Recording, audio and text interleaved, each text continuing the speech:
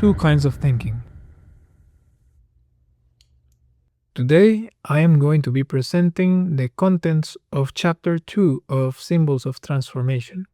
Jung opens talking about that symbols in dreams are always hiding a meaning behind, that we should not take them literally, and gives examples of famous people that interpreted dreams in the past, like Joseph and Daniel from the Bible, and the Book of the Interpretation of Dreams by the Artemidorus, and the Oniromancers of Egypt and Chaldea.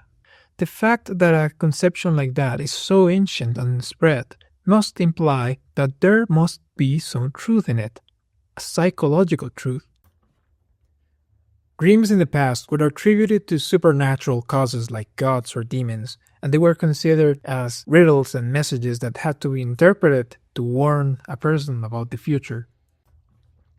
Formulated in a modern way, is a series of seemingly contradictory and absurd images that contains a material of thoughts that, when deciphered, throw a clear meaning, and it emerges from an unknown part of the psyche, and is trying to prepare you for the next day.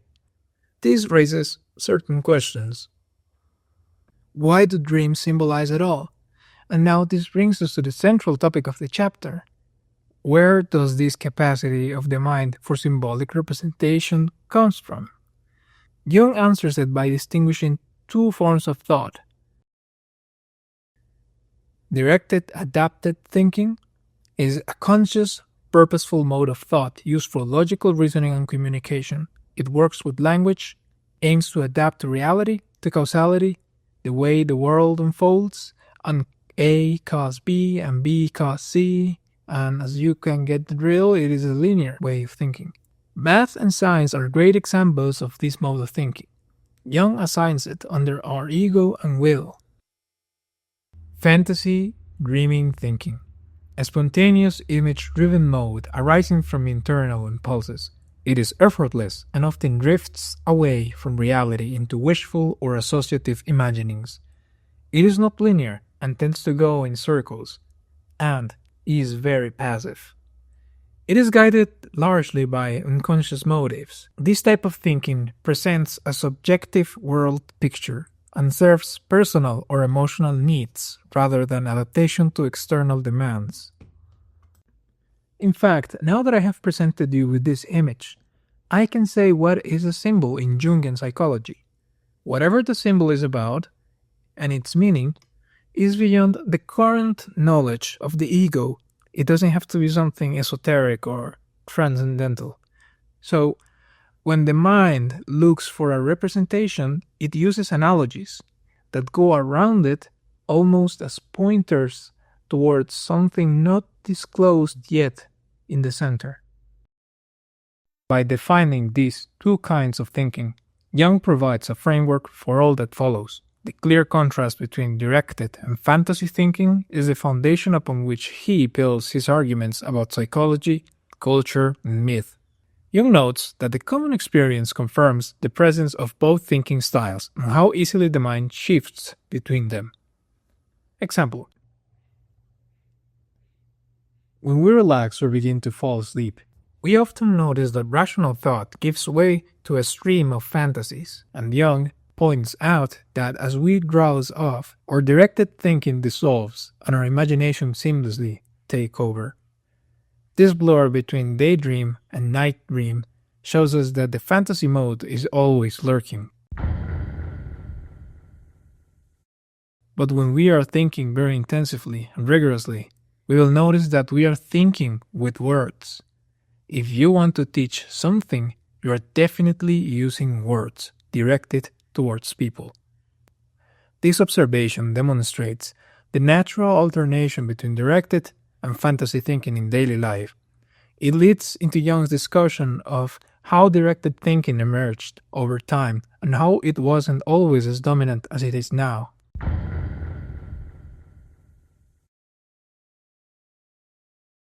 Jung argues that strictly directed rational thinking is a relatively late achievement in human history. In modern times, science and technology are prime examples of directed thinking in action. They became possible only through disciplined training of the mind to pursue truth and manipulate reality and understand the transformations of nature. Looking back, medieval scholars, e.g., the scholastics, practiced rigorous logical debate, a form of directed thinking, but often on fantastical subjects. For instance, they famously argued about how many angels could dance on a pin's head, or whether Christ could have performed his work of redemption had he come into the world in the shape of a pea. Such content seems absurd to us, yet it shows that by the Middle Ages a form of directed thinking, logic and dialectic, was developing, even if applied to mythical ideas.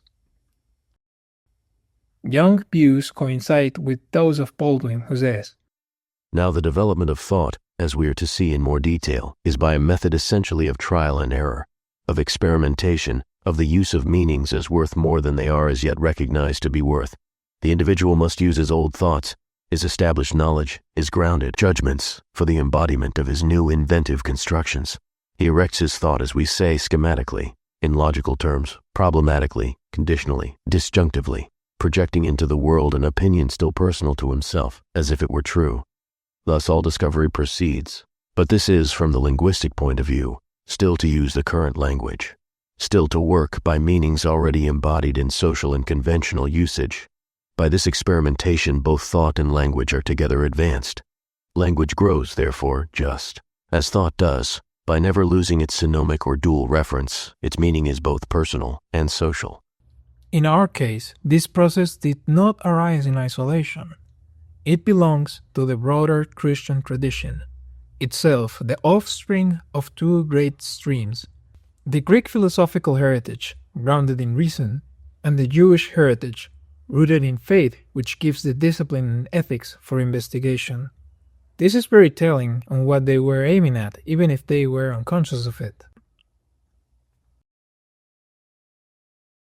From this perspective, the Christian worship of Jesus Christ, the Word made flesh, is a decisive expression of the Logos, indicating the expanding, imposing of meaning towards the outside world.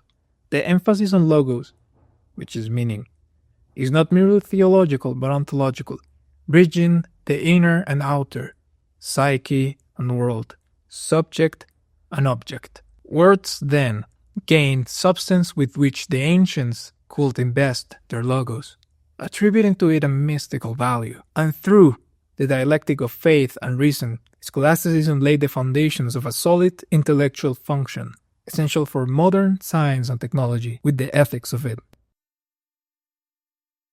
Going further to antiquity, Jung notes that the ancient world's lack of technological progress can be explained by insufficient directed thinking.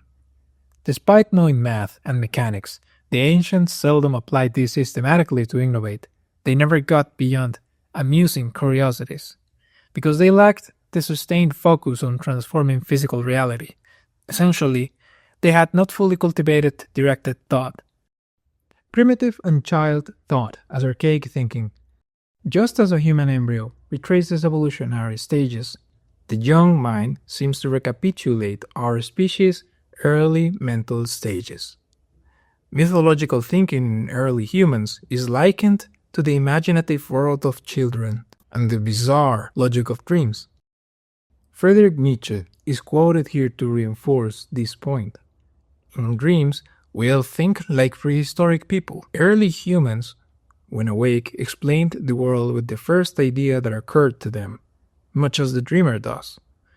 Our modern capacity for a strict logical reasoning, or the strict discrimination of cause and effect, is comparatively new and still not absolute, as even today we spend a good portion of our lives in this older, dreamlike mode.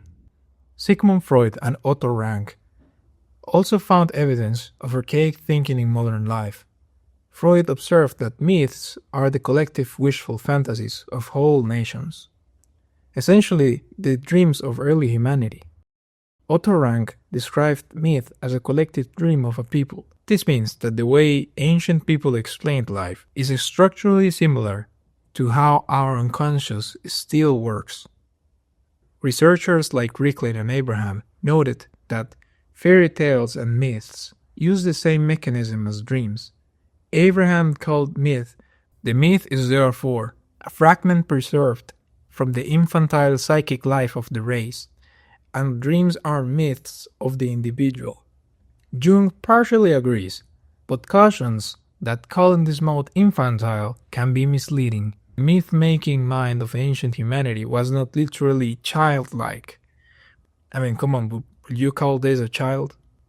Understanding this normalizes fantasy thinking as an ancient, innate part of us. Coexistence of both modes in modern life.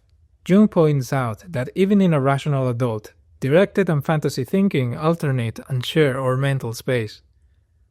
Directed thought, being effortful, cannot be maintained indefinitely. The moment our conscious attention slackens due to tiredness, boredom, or relaxation, fantasy thinking takes over spontaneously. We wander from subject and lose track of present reality as the mind drifts. Everyday proof of this can be seen when someone is drowsy or daydreaming. Logical, goal-oriented thoughts give way to wandering images and inner narratives.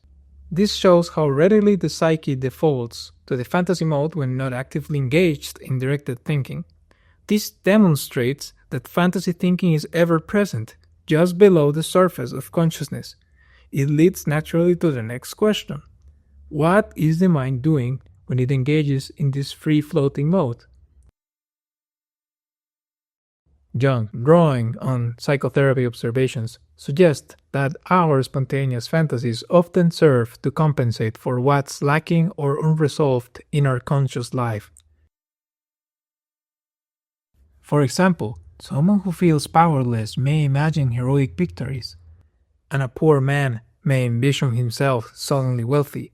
Similarly, the oppressed fantasize about turning the tables on their oppressors, and a child might pretend to be a grown-up. In each case, the fantasy grants the dreamer a sense of fulfillment or strength that real life is not supplying. Sources of fantasy content: echoes of mythology. Personal fantasies, Jung observes, frequently borrow their imagery from ancient myths and folklore. The lost, noble child fantasy. Jung gives the case of an adolescent who daydreams that his ordinary parents are not his real parents. He imagines instead that he is the long-lost child of a rich, elegant count who will one day arrive in a golden coach to reclaim him. This scenario directly mirrors a classic folktale motif found in many Grimm's fairy stories. Jung points out that for a normal child, such a fantasy is fleeting, but historically, this idea was once taken as truth. Many mythic heroes, Romulus and Remus, Moses, Semiramis, and others, were foundlings whose true parentage was noble or divine. Even in more recent history, noble families often traced their lineage to heroes or gods of old. Thus, the teenager's private fantasy is essentially a modern echo of an ancient and widespread folk belief. The abduction fantasy. Similarly, a person's strange daydream about a robber breaking in and doing something dangerous turns out to replay a mythological theme. Myths are replete with tales of abduction or forcible union. Consider the abduction of Persephone, the abduction of Europe, or the kidnapping of the Sabine women.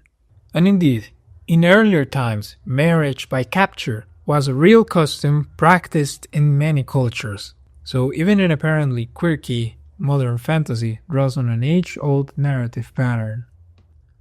Our deepest wishes and fears often express themselves in the frameworks of mythology that humanity has always used. This connection supports Jung's idea of a shared archaic psyche. Jung emphasizes that the persistence of these mythic patterns in today's fantasies indicates how little the fundamentals of the psyche have changed across the ages. What now lurks as a subterranean fantasy in individuals was, in other times, out in the open, guiding the spiritual and social life of earlier peoples. In other words, the content of our private fantasies often matches the content of ancient myths or bygone customs. It stands to reason that something which so powerfully shaped our ancestors' lives will not disappear from our minds in the span of a few centuries. Jung reminds us that a mere 80 generations separate us from the golden age of Greece, which is trivial compared to the vast stretch of prehistoric time. Deep-rooted patterns of imagination don't vanish that quickly. He cites the historian Ferrero to underline this continuity. People often assume that the psychology of distant ancestors was utterly different, but man does not change so quickly. His psychology at bottom remains the same. Even as cultures and fashions shift, the fundamental law of the mind remains the same. This is relevant because this continuity explains why analyzing fantasies or myths can reveal universal psychological truths. It also reinforces that the archaic kind of thinking is a permanent aspect of us, not a bygone relic. Thank you so much for staying until this point. I recommend you to go and read the chapter if you want to go deeper, and like and subscribe. Bye.